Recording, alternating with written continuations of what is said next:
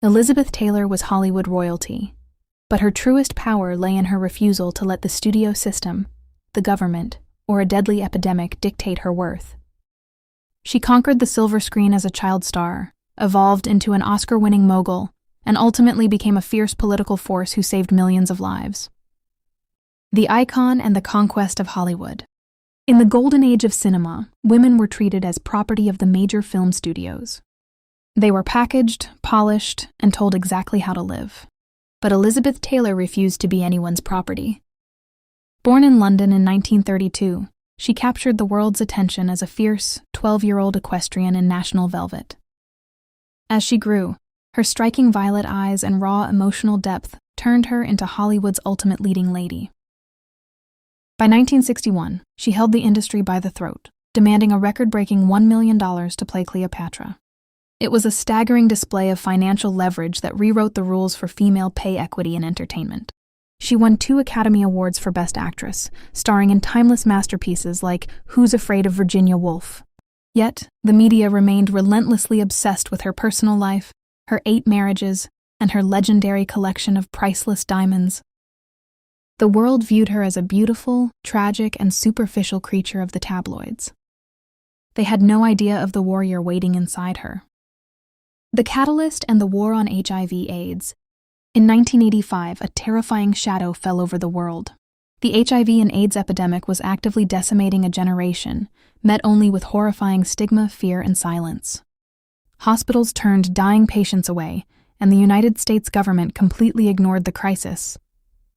To speak the word AIDS in Hollywood was considered career suicide. Then the crisis struck Elizabeth's inner circle. Her dear friend and former co-star Rock Hudson died from the complications of the disease. While other celebrities hid in fear of losing their contracts, Elizabeth Taylor chose to weaponize her global fame.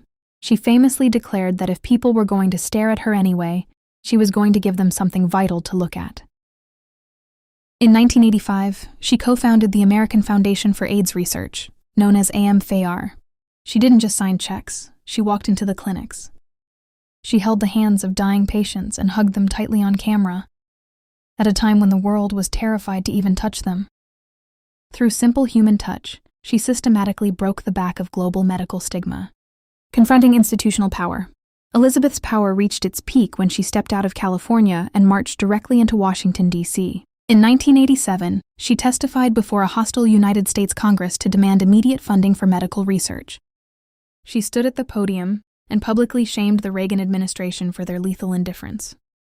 She used her status as a beloved American icon to shield a highly marginalized community from political cruelty. Her relentless, fierce lobbying directly forced the passage of the historic Ryan White Care Act in 1990. In 1991, she established the Elizabeth Taylor AIDS Foundation. To ensure her work remained completely pure, she paid 100% of the foundation's operating costs out of her own pocket.